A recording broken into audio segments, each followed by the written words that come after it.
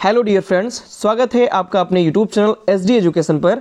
आज हम बात करने वाले हैं सीटेट के लिए मोस्ट इम्पॉर्टेंट टॉपिक की। सीटेट दिसंबर में अभी एग्ज़ाम होने वाला है। सीटेट का काफ़ी कम समय बचा हुआ है। आप लोग बहुत ही अच्छी तरीके से तैयारी कर रहे होंगे और हम इस तैयारी में और अधिक कम मेहनत करने के लिए और अधिक चार चांद लगाने के लिए ये वीडियो लेकर के आए हुए हैं, जिसमें आप इस वीडियो को देख कर ही अगर आपने बहुत ही कम पढ़ा हुआ है फिर भी आप सीटेट बहुत ही अच्छे नंबर से पास हो जाएंगे। यानी कि सिर्फ और सिर्फ आप इस वीडियो को देख करके आप जो भी सीटेट के इंपॉर्टेंट जो क्वेश्चन होंगे उन सभी क्वेश्चन को आप परीक्षा हाल में बैठेंगे, सिर्फ देखेंगे और जो इस वीडियो में ट्रिक बताई गई है उस ट्रिक को अपनाएंगे और आपके जो क्वेश्चन होंगे वो एकदम करेक्ट हो जाएंगे। तो इसके लिए आपको वीडियो शुरू से लेकर लास्ट तक पूरी देखनी है। अगर वीडियो पसंद आती है तो वीडियो को लाइक करना है, अपने दोस्तों के साथ वीडियो को अधिक से अधिक शेयर करना है और चैनल को सब्सक्राइब भी करना है। इस वीडियो में क्या होगा, इस बार जो सीटेट है वो बिल्कुल आप पार कर जाएंगे, सीटेट पास हो जाएंगे। कुछ आपको पॉजिटिव और निगेटिव ऐसे टैग वर्ड हैं, ऐसे शब्द हैं जिनको बस आपको ध्यान में रखना है और ये जो पेपर है, जो सीटेट का जो एग्जाम्स होगा, जो क्वेश्चन होंगे वो आप चुटकियों में उनको हल कर ले जाएंगे। अगर आपने अभी तक बहुत ही अच्छी तरीके से तैयारी नहीं की है तो सिर्फ और सिर्फ आप ये वीडियो देखेंगे, आपको बहुत ही ज़्यादा इन्फॉर्मेटिव लगेगी और आप जो भी क्वेश्चन होंगे वो सॉल्व कर ले जाएंगे। ये जो वीडियो है इसमें जो टैग वर्ड दिए गए हैं, नेगेटिव पॉजिटिव जो शब्द दिए गए हैं उनको बहुत ही ध्यान से देखिएगा और उनसे रिलेटेड कैसे क्वेश्चन बनते हैं उन क्वेश्चन को भी यहाँ वीडियो में बताया जाएगा कि किस प्रकार से उन टैग वर्ड से जो क्वेश्चन आते हैं सीटेट के एग्जाम में उनको आप कैसे हल करेंगे, किस तरीके से आप इन टैग वर्डों का, नेगेटिव पॉजिटिव वर्डों का यूज़ करेंगे, उन सभी को इस वीडियो में बताया गया है। तो चलिए बढ़ते हैं वीडियो में आगे की तरफ और एकदम जैकपॉट होने वाला है आपके लिए। बहुत ही गजब की ये ट्रिक्स हैं, बहुत ही गजब की ये टिप्स हैं। अगर आप इनको फॉलो कर लेते हैं डेफिनेटली आप सीटेट में बहुत ही अच्छे अंक प्राप्त कर ले जाएंगे, आप सीटेट में पास हो जाएंगे। अगर बार बार आपका सीटेट रह जा रहा है, बार बार आप सीटेट 1 नंबर से या 2 नंबर से छूट जा रहा है, तो इस वीडियो को आप देखिए और आराम से बेफिक्र होकर के जाइए और सीटेट को बहुत ही अच्छी तरीके से पास करिए। सबसे पहले टिप्स नंबर 1 की अगर हम बात करें तो बड़ा आंसर चुनें, लेकिन आंसर पॉजिटिव हो। यानी कि अगर कोई क्वेश्चन दिया गया है और वो क्वेश्चन में जो ऑप्शन दिए गए हैं वो ऑप्शन मान लीजिए 4 ऑप्शन है, पहला, दूसरा, तीसरा और चौथा। अगर 4 ऑप्शन है और चारों ऑप्शन में अगर कोई ऐसा ऑप्शन आपको दिख रहा है जो बहुत बड़ा ऑप्शन उसमें दिया गया है, आप उसको तुरंत टिक कर सकते हैं, वो सही आंसर होगा। क्यों? लेकिन हाँ, आंसर आप देख लीजिए कि आंसर वो पॉजिटिव होना चाहिए। पॉजिटिव का मतलब उसमें किसी भी प्रकार के दंड की बात ना की जाए, रटने की बात ना की जाए, इन सभी चीज़ों की बात ना की जा रही हो, बल्कि बच्चे को समझाने की बात की जा रही हो, बच्चे को सर्वोपरि उसमें माना गया हो। ये अगर पॉजिटिव उसमें दिख रहा है और आंसर बड़ा है, आप उसको टिक कर दीजिए, आपका वो आंसर सही हो जाएगा। दूसरा, बच्चे को सम्मान देना, यानी कि आपको बच्चे को सम्मान देना है। बच्चे कितनी भी गलतियां कर लें, बच्चे को आपको पीटना नहीं है, बच्चे को आपको दंड नहीं देना है, बच्चे को आपको रटवाना नहीं है, ये सब कुछ भी नहीं करना है। सिर्फ और सिर्फ बच्चे को सम्मान देना है। बच्चे भगवान का रूप होते हैं, ये बात आपको मान करके चलनी है और आंसर को टिक कर देना है। आपका जो जवाब है वो सही हो जाएगा। अगला, बच्चे को सब कुछ समझे, मतलब ये समझ लिए बच्चे ही सब कुछ हैं, बच्चे के आगे कुछ नहीं है, टीचर भी कुछ नहीं है, जो कुछ भी है वो सर्वोपरि बच्चे हैं। वो कितनी भी गलतियां कर रहे हैं, कितना भी वो शैतानी कर रहे हैं, बच्चे को ना दंड देना है, बच्चे को ना कुछ कहना है, ना पीटना है, ना उनको रटवाना है कुछ भी, सिर्फ और सिर्फ बच्चों को ही सर्वोपरि मानना है। ये होगा सही जवाब। बिल्कुल अगर ऐसा कुछ दिख रहा है ये सही जवाब हो जाएंगे। फिर सभी या ए बी दोनों विकल्प चुनें। कभी कभी ऐसे क्वेश्चन आते हैं जिसमें क्या होता है, सभी ऑप्शन सही है या ए और बी ऑप्शन सही है, ये भी आपको मिल जाएगा। तो कम से कम 60 से 70% तो ऐसे आंसर हो जाएंगे जो सभी और या फिर ए या बी दोनों ये सही होते हैं। तो आप सभी देखें। अगर आपको क्वेश्चन बिल्कुल भी नहीं आ रहा है और आप सोच रहे हैं कि कोई ऐसे ही टिक कर दें, तो उसमें आप ध्यान कीजिए, अगर सभी लिखा हुआ है तो सभी टिक कर दीजिए, या फिर ए व बी दोनों ऑप्शन सही है अगर ऐसा लिख रहा है तो ऐसे पे आप टिक कर दीजिए। आपका एक क्वेश्चन कहीं नहीं जाएगा, सही हो जाएगा। तो ये टिप्स नंबर 1 थी। अब आगे बढ़ते हैं टिप्स नंबर 2 की तरफ। टिप्स नंबर 2 में कुछ टैग वर्ड्स ऐसे बताए जाएंगे जो कि नेगेटिव और पॉजिटिव पर आधारित होंगे। इन टैग वर्ड्स को अगर आप ध्यान में रख करके एग्जाम में जाएंगे, डेफिनेटली आप एग्जाम्स क्रैक करके आएंगे। बात करें अगर टैग वर्ड की, तो सबसे पहले हम नेगेटिव टैग वर्ड की बात करते हैं कि क्या कुछ आपको देख करके नज़रअंदाज करनी है, नेगेटिव क्या कुछ रहेगा, नकारात्मक क्या कुछ होगा, आपको उन चीज़ों से बचना है। मान लीजिए किसी भी प्रश्न में केवल, मात्र या सिर्फ दिया है तो ये नेगेटिव हो जाएगा, आपको ये टिक नहीं करना है। हाँ, पहले ये ध्यान रखिए कि क्वेश्चन नहीं में तो नहीं पूछा गया है। अगर क्वेश्चन नहीं में पूछा गया है तब तो ये सही होंगे, लेकिन अगर क्वेश्चन नहीं में नहीं पूछा गया है, क्वेश्चन अगर पॉजिटिव में है तो आप पॉजिटिव आंसर ढूंढेंगे, नेगेटिव आंसर आप नहीं ढूंढेंगे। जैसे केवल, मात्र या सिर्फ, ये आपको नहीं देना है। जैसे कि प्राथमिक स्तर के बच्चे को समझाने का महत्वपूर्ण तरीका क्या है, तो ए ऑप्शन दिया गया है केवल रटवाना, तो जहां पर केवल है वो आपका बिल्कुल गलत हो जाएगा। तो इस प्रकार से केवल, या दूसरा ऑप्शन है मात्र याद करवाना, तो अगर मात्र उसको याद करवाया जा रहा है ये भी गलत है। सिर्फ दंड देना, तो सिर्फ दंड देना ये भी आपका गलत हो जाएगा। तो कुछ ये नेगेटिव टैग वर्ड है, ये आपको ध्यान में रखना है। फिर रटना, याद करना और कंठस्थ करना। बच्चे को रटाना नहीं है, बच्चे को याद नहीं कराना है, बच्चे को कंठस्थ नहीं करवाना है, मतलब कि किसी भी चीज़ को रटवाना नहीं है, ऐसा कुछ भी नहीं करना है।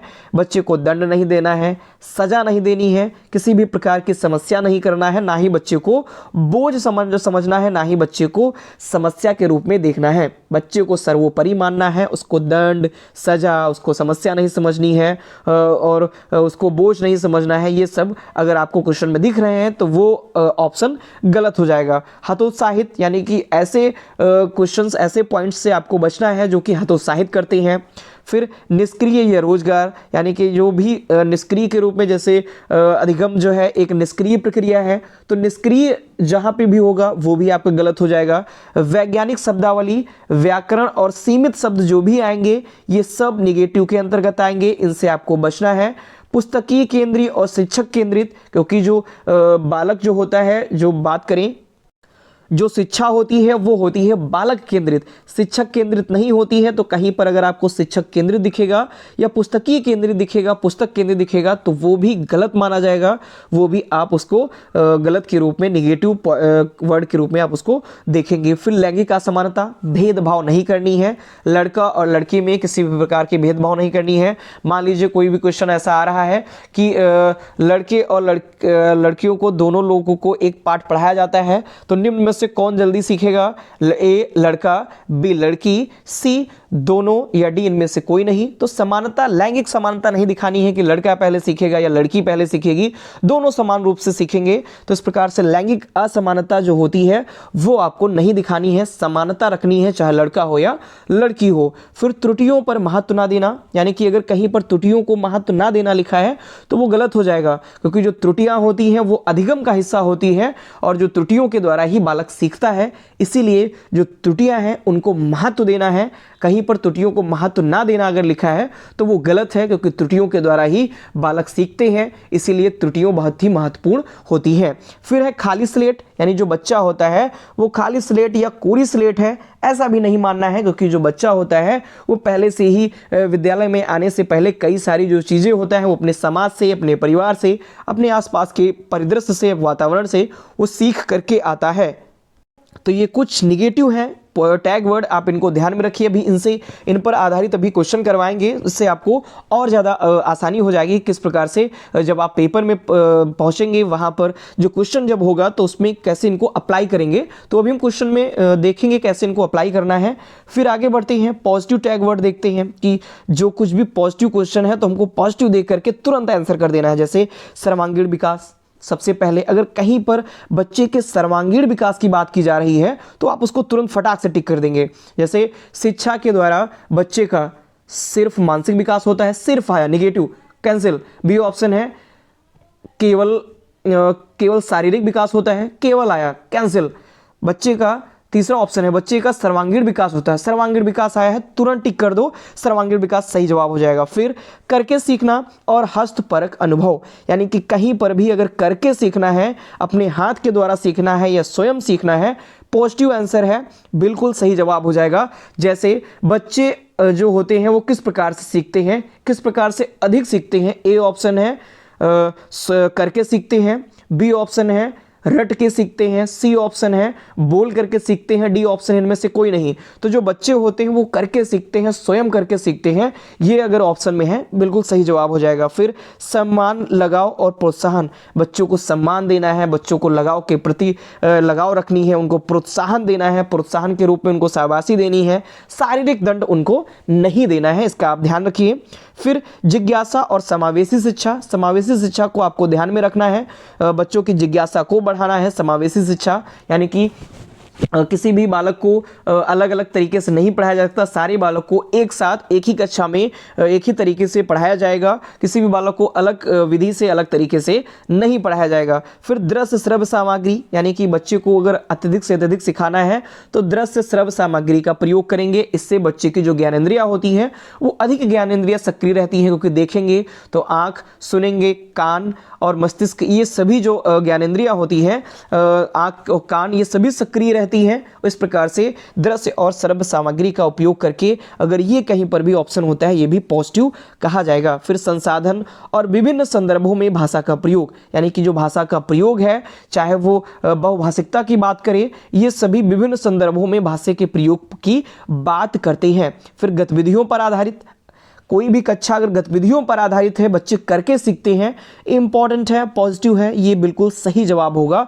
आपको कम से कम आपको यहाँ से बिल्कुल 10, 12, 15, 20 नंबर, जितने भी नंबर हैं, अगर यहाँ से अगर आप अच्छे से देख लिए नेगेटिव पॉजिटिव, बिल्कुल आपके पेडागॉजी तो बिल्कुल सॉल्व ही हो जाएंगे। यहाँ से यहाँ के अलावा पेडागॉजी कहीं अलग से बनेंगे ही नहीं क्वेश्चन। तो वीडियो आप शुरू से लेके पूरी जरूर देखिए। फिर बाल केंद्रित, बिल्कुल अगर कहीं पर शिक्षक केंद्रित है तो वो गलत जवाब हो जाएगा, पुस्तक केंद्रित है वो गलत जवाब हो जाएगा। लेकिन अगर बाल केंद्रित बात की जा रही है, शिक्षा बाल केंद्रित है, तो ये आपका सही जवाब हो जाएगा। व्यवहार कुशलता है, ये भी आपका सही जवाब हो जाएगा। फिर वास्तविक जीवन से जोड़ना, एनसीएफ 2005 भी यही कहता है कि जो भी बच्चों को पढ़ाया जाए वो बच्चे को बाहरी जीवन से, विद्यालय के बाहरी जीवन से या वास्तविक जीवन से जोड़ करके पढ़ाया जाए। तो कहीं पर भी वास्तविक जीवन अगर दिख रहा है तो वो एकदम सही जवाब हो जाएगा। सर्वांगीण विकास और त्रुटियां अधिगम का हिस्सा हैं, सिंपल और इम्पॉर्टेंट है ये कि त्रुटियां जो होती हैं वो कम महत्व है, अगर ऐसा कहीं पर मिलता है वो हो जाएगा निगेटिव। और अगर त्रुटियां बहुत ही महत्वपूर्ण हैं, त्रुटियां अधिगम का हिस्सा हैं, त्रुटियों के द्वारा बालक सीखते हैं, अगर ऐसा कहीं पर भी आपको मिल रहा है वो बिल्कुल सही हो जाएगा, बहुत ही ज़रूरी है ये, आप इसको तुरंत टिक कर देंगे, ये बहुत ही इंपॉर्टेंट है। फिर सर्वांगीण विकास, बच्चे का सर्वांगीण विकास होता है, हम पहले ही बता चुके हैं। तो ये कुछ निगेटिव और पॉजिटिव टैग वर्ड हैं, इनको आप ध्यान में रखिए और आराम से सारे क्वेश्चन जो है वो सॉल्व कीजिए। सभी क्वेश्चन लगभग आपके सही होंगे, पेडागॉजी तो यहाँ से कहीं नहीं जाने वाले हैं। फिर आगे हम कुछ क्वेश्चंस देखते हैं, वहां पर कैसे हम नेगेटिव और पॉजिटिव जो टैग वर्ड हैं इनका हम यूज करेंगे। चलिए बढ़ते हैं हम आगे की तरफ और सबसे पहले प्रश्न की बात करते हैं कि छात्र के अवांछित व्यवहार के संशोधन हेतु सबसे प्रभावी विधि क्या है। यानी एक छात्र है वो अवांछित व्यवहार कर रहा है क्लास में, तो उसकी जो अवांछित व्यवहार है उसका हम संशोधन कैसे करेंगे। उसे माता पिता को सूचित करना, माता पिता को सूचित करेंगे ही नहीं। छात्र को दंडित करना, छात्र को दंडित करना ही नहीं है, यहाँ पर आप देख लीजिए निगेटिव वर्ड में दंड देना, सजा देना, ऐसा कुछ भी नहीं करना है। यहाँ पर आप देख रहे होंगे कैसे अप्लाई करना है। छात्र को दंडित करना है, नहीं, छात्र को दंडित करना ही नहीं है। उसे नज़रअंदाज करना, नहीं, छात्र सर्वोपरि है, आप उसको नज़रअंदाज कैसे कर सकते हैं। डी है अवांछित व्यवहार के कारणों का पता लगाना तथा उसका उपचार करना, ये सही जवाब हो जाएगा इसका कि जो भी वो अवांछित व्यवहार कर रहा है, क्यों कर रहा है, उसके कारणों का हम पता लगाएंगे और फिर पता लगा करके उसका उपचार करेंगे, यानी कि उसके इन अवांछित व्यवहारों में हम संशोधन करेंगे। एकदम ऐसे ही अप्लाई करना है, ऐसे ही क्वेश्चन आएंगे और इसी प्रकार से आपको देखते हुए जाना है कहाँ पर कौन सा निगेटिव वर्ड बैठ रहा है, कहाँ कौन सा पॉजिटिव वर्ड बैठ रहा है, काटते जाइए और सही करते जाइए। फिर अगला, हिंदी व्याकरण के नियम पढ़ाते समय क्या महत्वपूर्ण है। एक, नियम को याद करने पर जोर देना, याद करना, बिल्कुल आप यहाँ पर याद करना कर रहे हैं, निगेटिव हो जाएगा, निगेटिव है। याद करना, रटाना, रटाना, ये सब बिल्कुल निगेटिव है। आप इनको यहाँ पर तुरंत कट कर दीजिए, क्योंकि यहाँ पर क्या पूछ रहा है, नियम पढ़ाते समय क्या महत्वपूर्ण है, नियमों को याद करवाना नहीं, सार्थक भाषा प्रयोग के अवसर प्रदान करना, छात्रों को रचनात्मक रूप से भाषा का उपयोग करने से हतोत्साहित करना ही नहीं है, बच्चे को तो उत्साहित करना है, हतोत्साहित कैसे करेंगे हम, तो ये भी निगेटिव है, इसको भी काट दीजिए। केवल आ रहा है और हमने निगेटिव में बताया है, यहाँ पर केवल आएगा वो तुरंत गलत हो जाएगा, तो केवल भी नहीं होगा। तो ऑप्शन नंबर बी, सार्थक भाषा का प्रयोग करके अवसर प्रदान करना है बच्चों को हमें, इस प्रकार से ऑप्शन नंबर बी इस प्रश्न का सही जवाब हो जाएगा। और इस प्रकार से हम टैग वर्ड का यूज करेंगे। अगले क्वेश्चन की तरफ बढ़ते हैं। छात्रों में सही व्यवहार के प्रशिक्षण हेतु सर्वाधिक महत्वपूर्ण क्या है, यानी कि जो छात्र हैं उनके अंदर अगर सही व्यवहार का प्रशिक्षण कर रहे हैं तो उसके अनुसार हम सर्वाधिक महत्वपूर्ण किसे मानेंगे, ए पुरस्कार, बी प्रशंसा, सी दंड, दंड देना ही नहीं है, सी और डी सही व्यवहार का प्रस्तुतिकरण, बिल्कुल सही। शिक्षक जब सही व्यवहार का प्रस्तुतिकरण करेगा तो बच्चे उसे देख करके सीखेंगे। अभी हमने बताया था करके सीखना, तो जब शिक्षक जो होगा, जब वो सही व्यवहार करेगा, कौन, शिक्षक, जब शिक्षक सही व्यवहार करेगा तो बच्चे उसे उसको देखेंगे करते हुए, उसी प्रकार से करके देखेंगे और करके सीखेंगे। तो इस प्रकार से छात्रों में सही व्यवहार के प्रशिक्षण हेतु सर्वाधिक महत्वपूर्ण है सही व्यवहार का प्रस्तुतिकरण। अगले क्वेश्चन की तरफ बढ़ेंगे। विद्यार्थियों के सीखने की शैलियों में विविधता को हमें किस प्रकार से देखना चाहिए, यानी कि जो विद्यार्थी हैं वो सीखने में विभिन्न प्रकार की शैलियों का इस्तेमाल करते हैं, तो जो विभिन्न प्रकार की जो विविधता है, यानी कि भिन्नताएं जो हमको देखने को मिल रही हैं, विभिन्नताएं जो देखने को मिल रही हैं, ये क्या है, इनको महत्व देना चाहिए, उपेक्षा करनी चाहिए, निगेटिव है, उपेक्षा करनी ही नहीं है। शिक्षण अधिगम के दौरान ध्यान नहीं देना चाहिए, ध्यान देना है हमको। शिक्षण अधिगम प्रक्रिया में बाधा, ऐसा कुछ हो ही नहीं सकता, बाधा के रूप में बिल्कुल नहीं देखना है, बल्कि विभिन्नता को महत्व देना है, यानी कि विभिन्न प्रकार के सीखने की जो शैलियाँ हैं उनमें अगर विविधताएं हैं तो महत्व देना है, उनको महत्व दिया जाना चाहिए। अगले क्वेश्चन की तरफ बढ़ते हैं। अनेक घटनाओं के बारे में बच्चों के द्वारा बनाए गए सहजानुभूति सिद्धांतों के संदर्भ में एक शिक्षक को क्या करना चाहिए, यानी कि अनेक प्रकार की घटनाएं हैं, उन घटनाओं के बारे में बच्चों के द्वारा जो भी बनाए गए सहज अनुभूति जो भी सिद्धांत हैं उनके संदर्भ में एक शिक्षिका को क्या करना चाहिए। ए ऑप्शन है, बच्चों को इन सिद्धांतों को अनदेखा करना चाहिए। गलत बात, अनदेखा करना ही नहीं है, बच्चों को दंडित करना है, दंडित करना ही नहीं है, सजा देना ही नहीं है, बार बार याद करना, रटवाना है ही नहीं इनको, और एक सही सिद्धांत से बदल देना बिल्कुल नहीं, रटवाना है ही नहीं। प्रतिकूल प्रमाण एवं उदाहरणों को प्रस्तुत करके बच्चों को इस सिद्धांत को चुनौती देनी चाहिए। डी ऑप्शन एकदम सही है, चुनौती देनी चाहिए, उनके इस सिद्धांत को और अधिक बढ़ा करके और अधिक प्रकार से कार्यशील बना करके प्रस्तुत करना चाहिए। इस प्रकार से डी ऑप्शन इसका सही जवाब हो जाएगा। अगले क्वेश्चन की तरफ बढ़ेंगे। पहली कक्षा में प्रवेश लेने से पहले आमतौर पर बच्चे कैसे होते हैं, ए पठन लेखन में दक्ष होते हैं, बी स्व अभिव्यक्ति जानते हैं, सी भाषा के व्याकरणिक नियम जानते हैं, और डी तुतलाकर बोलते हैं। तुतलाकर बोलना कुछ नहीं है, भाषा के व्याकरणिक नियम कहीं कुछ नहीं है। पठन लेखन में दक्ष होते हैं, अगर पठन लेखन में दक्ष यानी कि कुशल हैं तो फिर विद्यालय ही क्यों आ रहे हैं, तो ये भी गलत जवाब हो जाएगा। स्व अभिव्यक्ति जानते हैं, यानी स्व अपने बारे में वो अभिव्यक्ति कर सकती हैं, क्योंकि जो बालक होता है वो अपने परिवार से, अपने वातावरण से और अपने परिवेश से वो विभिन्न प्रकार की जो बातें हैं, विभिन्न प्रकार की जो कुछ दैनिक चीज़ें होती हैं उनको वो पहले से ही सीखते हैं, पहले से ही जानते हैं, क्योंकि परिवार उसका प्रथम और प्राथमिक पाठशाला कहा जाता है। इस प्रकार से वो स्व अभिव्यक्ति जानते हैं। इस प्रश्न का सही जवाब हो जाएगा। अगले क्वेश्चन की तरफ बढ़ते हैं। अगला क्वेश्चन है, बच्चों की मौखिक अभिव्यक्ति के विकास का अर्थ यह नहीं है, निगेटिव यहाँ आया है तो हमको भी निगेटिव ही देखना है। तो निगेटिव क्या ढूंढना है, वाद विवाद में बेझिझक होकर बोलना, तो बेझिझक होकर बोल रहे हैं तब तो ये तो सही है, पॉजिटिव है, और यहाँ पर नहीं है यानी कि निगेटिव है, तो हमको आंसर भी निगेटिव देखना है। तो कहानी सुनकर शब्द साथ दोहराना, क्या ऐसा कुछ है कि कहानी को सुन रहे हैं उसके बाद शब्द साथ दोहरा रहे हैं, यही मौखिक अभिव्यक्ति है। अगला ऑप्शन देखते हैं, अपनी कल्पनाओं की मौखिक अभिव्यक्ति, यानी कि जो कुछ भी वो सोच रहे हैं उसकी मौखिक अभिव्यक्ति, ये तो सही जवाब हो जाएगा। ये तो मौखिक अभिव्यक्ति के विकास का एक सही प्रकार है। दूसरा अगला है, बातचीत में सक्रिय भागीदारिता का निर्वहन करना। अगर बातचीत में सक्रिय भागीदारिता का निर्वहन कर रहे हैं तो भी उनके मौखिक अभिव्यक्ति का अच्छे तरीके से विकास हो रहा है। लेकिन यहाँ पर हमको देखना क्या है, मौखिक अभिव्यक्ति के विकास का क्या अर्थ नहीं है, तो वो हो जाएगा बी, कहानी सुनकर शब्द सह दोहराना। ये निगेटिव है और यहाँ पर हमको निगेटिव ही ढूंढना है, तो ऑप्शन नंबर बी इस प्रश्न का सही जवाब हो जाएगा।